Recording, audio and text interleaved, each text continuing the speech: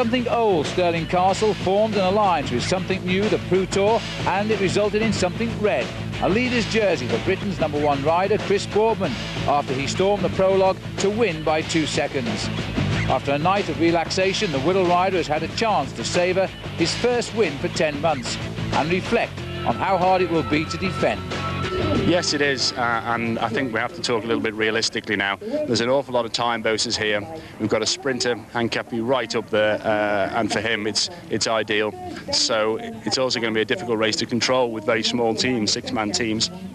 So it's going to be an interesting race. I think the best that my team can hope for now is that we slip one of my teammates into this jersey, probably the likes of Stuart O'Grady, who's a good sprinter and can climb a little bit, and I can then give my best to help him do that, and that really will be the best, most likely scenario for us. Well, Chris mentioned Stuart O'Grady there, and he is poised in 5th place after the opener, 11 seconds back. In 2nd place is the American George Hincapie. He's a good sprinter who will try today to take the lead. So welcome to stage 1 of the Prutour, the UK's premier cycle race, and today we're in Edinburgh, Scotland's capital city. And this beautiful city bathed in sunshine to see the riders on the way, home of course of the famous Edinburgh tattoo. The riders assembling it within the grounds of Edinburgh Castle. This is the route they now face. They fall south now, over Carter Bar, down into England, and racing into the finish at Newcastle with our 3 small circuits to complete. 107 riders making the start. The one man not on the start line, overnight he was sick, Sébastien Medon of France, who rides for the Festina team. Beautiful Firth of Forth, and there's the weather, Paul. Excellent racing conditions for the riders, 18 degrees Celsius, and the blue sky fighting its way through to bathe down upon the riders. So the field all together. At 42 kilometres, the attacks began. Eros Poli, a former world and Olympic champion, on Chris Boardman's GAN team was clear. At 88 kilometres, Poli was still in the front over Carter Bar, the first king of the mountains of the day and the first leader in that competition. And as we went into England, it was goodbye to the fine service of the Scottish police as they gave way now to the English police that will take this race all the way south. At 90 kilometres covered, 3 riders came up towards Eros Poli: David Mackenzie of Australia, Brian Smith of Scotland and Matthew Postle of Wales. At 95 kilometres, it all came back together. One big field boring down upon the English countryside and looking for a wonderful scenery. And there are those who have given up valued time to see the Prutour go by. The beautiful yellow gorse reflects the high ground the riders are now approaching. The next big obstacle will be the climb of Winter's Gibbet, 118 kilometres done. For once, the riders were staying all together. This stage had a sting in the tail. Onto the climb of Winter's Gibbet, and this was a long one, and the attacks were about to start. But for the moment, Paul, the race was still huddled all together. No one seemingly interested in launching an attack. Certainly not, but you can see Eros Poli, the big man who launched the first attack there, but a crash has gone down at the back of the field. And the rider who was the faller, Thomas Bush, one of the young Danish amateur riders. His teammate who was waiting for him there, Jakob Nielsen. And he wasn't the only faller of the day either. There are a number of small crashes, thankfully nobody hurt. Rob Hales was another faller for the Bright Voice team. He had a long chase to rejoin the main field. Well, these kind of crashes always happen when you come up towards a climb like this, Phil, because everybody's taking a risk to ride near the front. And everybody keeping an eye too on the GAN team, and the red jersey of Chris Boardman also at the head of the field. And down in the centre of the bunch, the former Australian amateur champion and winner of the Tour of Tasmania, Alan Yaquani, is a faller. And miraculously, the field all ride around him.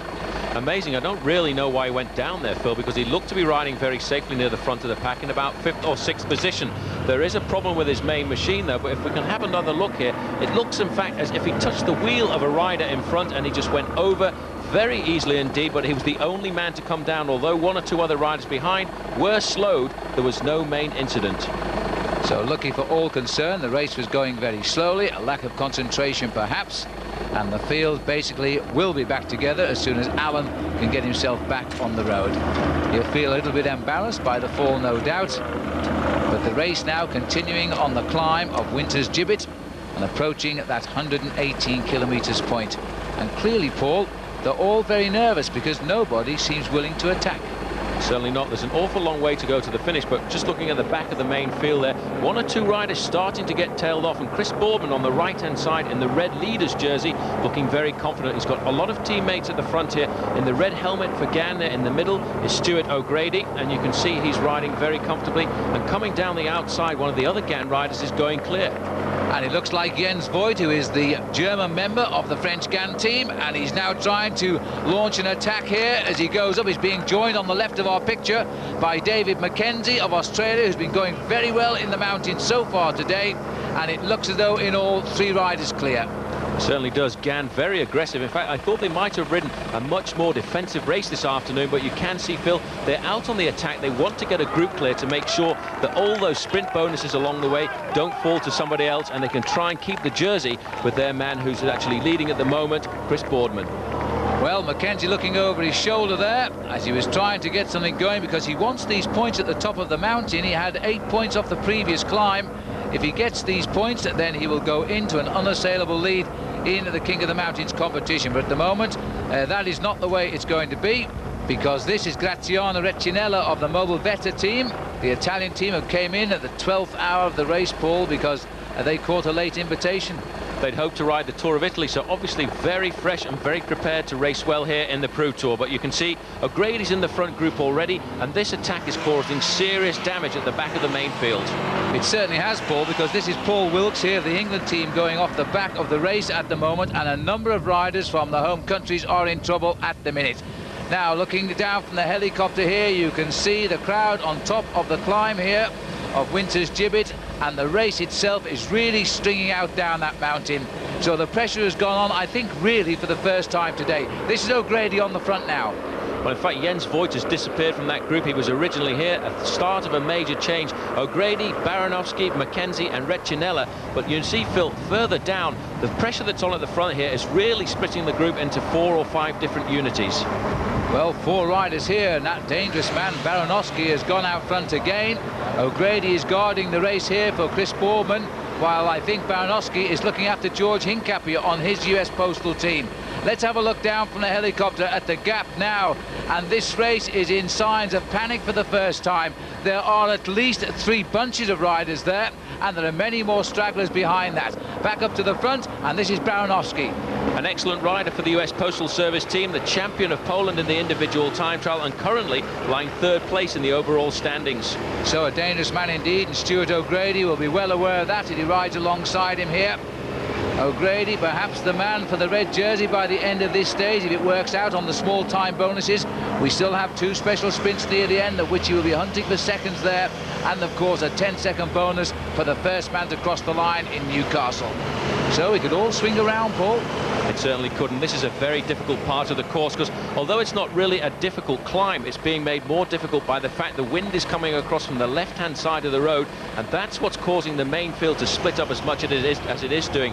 And you can see a lot of these riders still trying to put the pressure on, because they still have not got much of a gap over the main field, and they're trying to keep the pace high. Mackenzie has been in lots of breakaways so far. He's got a chance sitting in 4th position here just to look over his shoulder and see the main field is already quite a long way behind. Well, now he's getting up to the summit, and he wants the points at the top of the King of the Mountains here, because there are 10 points on offer for the winner. Mackenzie has a great sprint, and he's not wasting any of that today. So Mackenzie gets maximum points at the top of this climb, so he can add 10 points there to the 2nd place of Carter Bar, which means he'll be the new leader in the King of the Mountains, whatever happens on the last climb of the day. There's the result. The 3rd place rider, Graziano Recinella, flying the flag there for Italy. Overall, 18 points for Mackenzie. O'Grady now has 10, and so there's an 8-point gap there, with 1 more small climb to come on this stage. Well, they're easing on the way down, and there's a group coming up. Will they get caught? See you in a moment.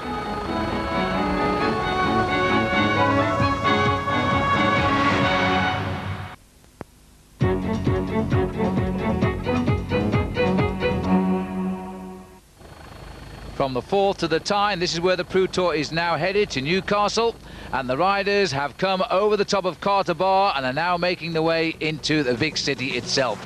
The story so far at 153 kilometres. The 4 leaders were joined by others. There are now 19 riders in the lead as they sprint for the time bonuses here at Meldon. The green jersey of George Hincapie looking for the bonus, but he's beaten by Stuart O'Grady. 3 seconds for O'Grady, 2 seconds for George Hincapie, which means, Paul, he is now equal on time with Chris Boardman.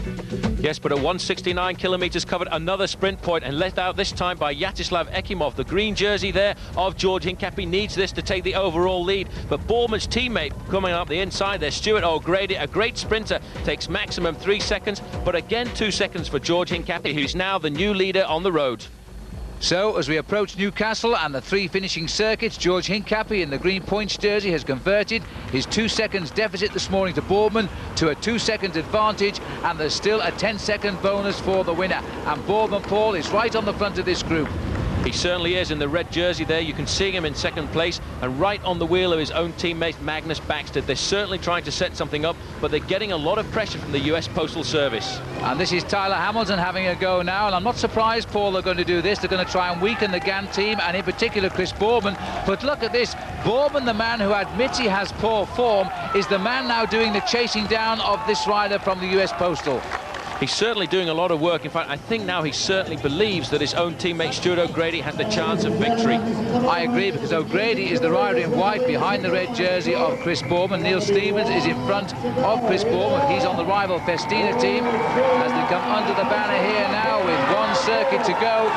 The last time check we had on the main field, by the way, they were over 4 minutes behind, and I can't think of anybody who has thoughts of winning the Prutour not being in this lead group.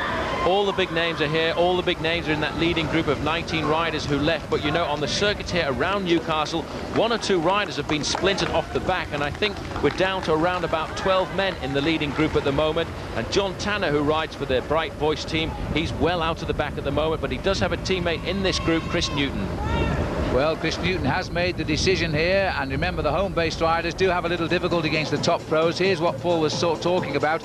John Tanner is the rider on the left of our picture.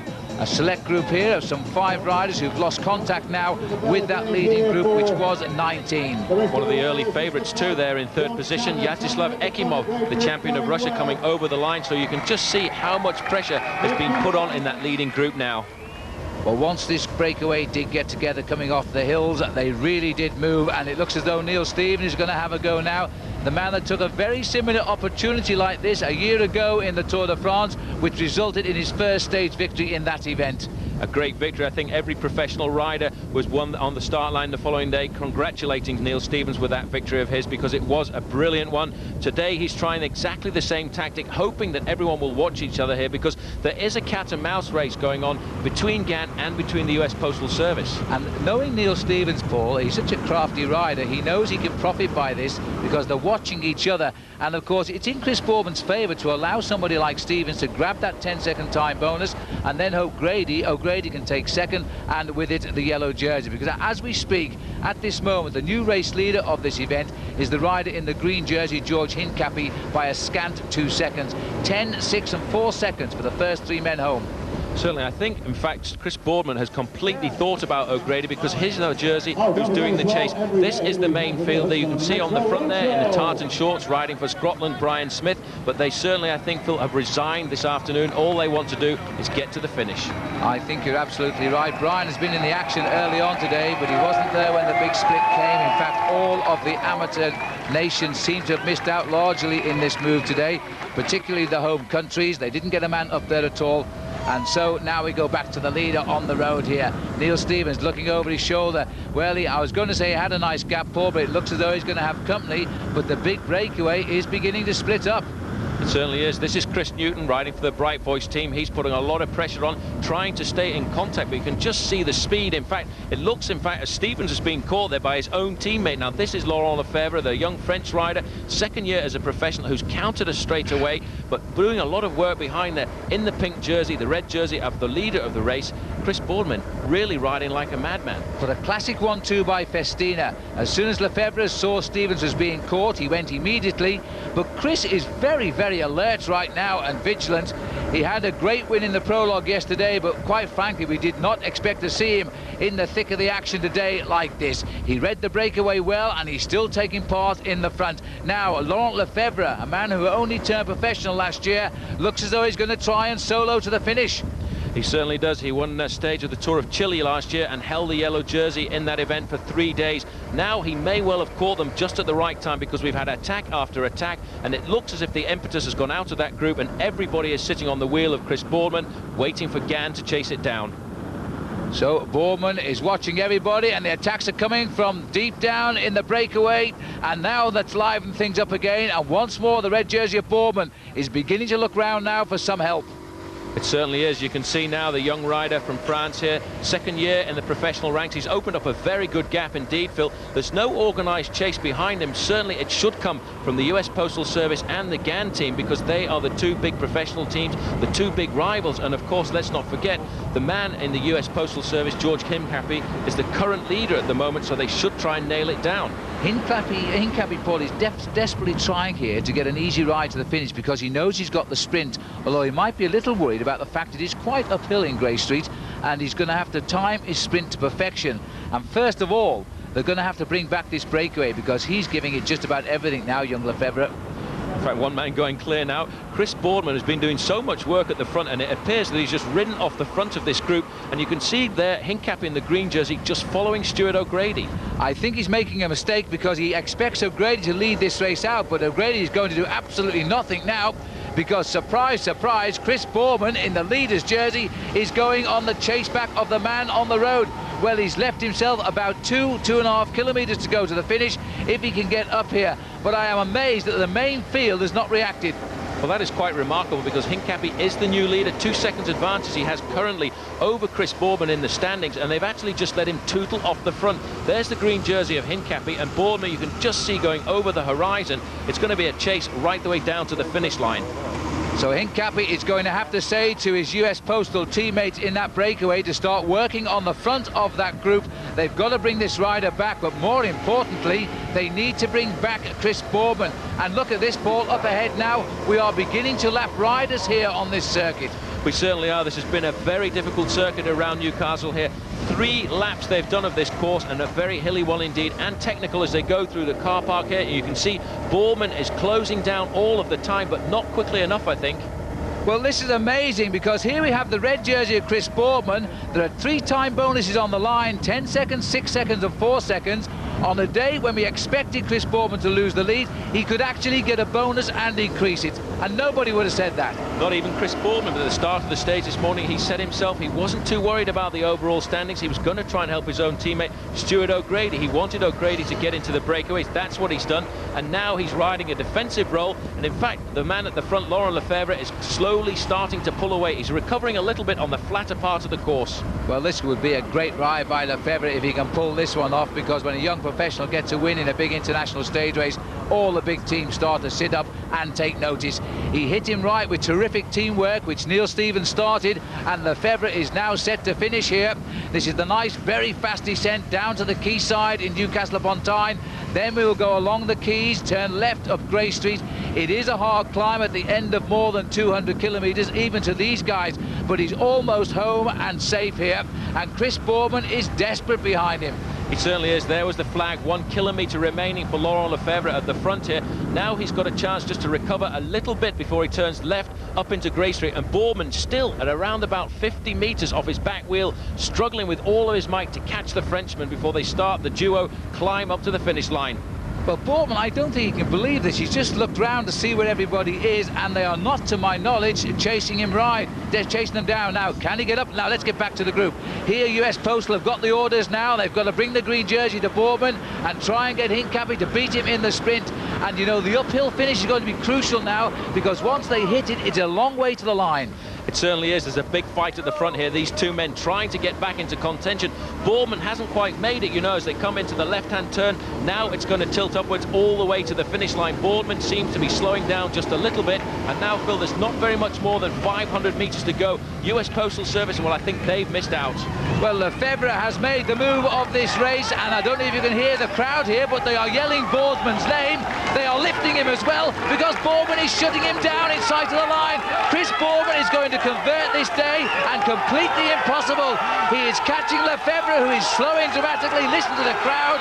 Chris Bourman is going to get his first road race victory for 4 years, Paul, since 1994, when he won a stage of the Dauphiné Libéré in France, his only other professional road race win. And look at him coming up too. Lefebvre's not going to even be second now. That's Andre Korf who's going to get second. Bourman gets the win. Absolutely judge, and I bet you Chris Bourman cannot believe that, and neither will George Hincapie, because he watched the wrong man. He watched Stuart O'Grady, and that is O'Grady now saying to Chris Bourman, well done, mate, that was superb. He has increased his overall lead in the Prutour with that great ride. You are. And this is how it happened, and if the crowd ever played their part, they certainly did just here, because they were shouting Chris Bourman's name, they were dragging him up Grey Street. You have to feel sorry for Lefebvre, he was completely spent, but now Chris Bourman was going for the line. He could now see the line, he took one look back to make sure they weren't coming back to him, and then all he had to do was clap and wave and say, I have won.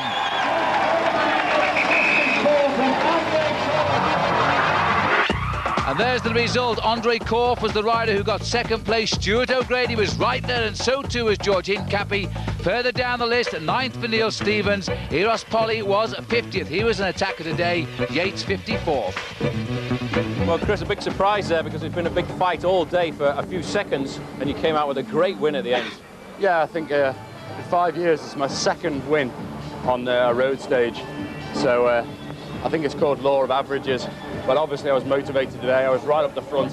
Felt pretty good actually for the first time in a long time, and I made sure I covered the moves. As soon as we came into the circuit, I spotted the place to attack, but I didn't really dream that I was going to be given the opportunity. Just a small descent, just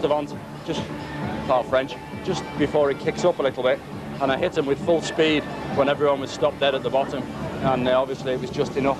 I had to use surprise because I just don't have the jump at the moment, and luckily everything just went my way. And Chris Bourman pleased a lot of people today, and overall he now leads this race by 9 seconds over Hincapie. His teammate O'Grady is up to 3rd. Laurent Lefebvre is up into 4th place. Further down, Ekimov, a pre-race favourite, is only 15th, and Sean Yates still in there in 27th place. Claire Salmon of Prudential passing over a beautiful piece of water for Crystal. A Festina watch and £1,000 was his reward today, but more importantly, he still leads this race overall, and that means a lot to Chris Bourman. So Chris Bourman continues to confound us all. He really is finding his form in this event. This is great stuff. Now it's off for stage 2, over to Gateshead and down to York, a long day. You know, Chris Bourman now could win this race, and find out with us if he does here on Sky. It was a great atmosphere on the highways today. Keep it coming. Goodbye for now.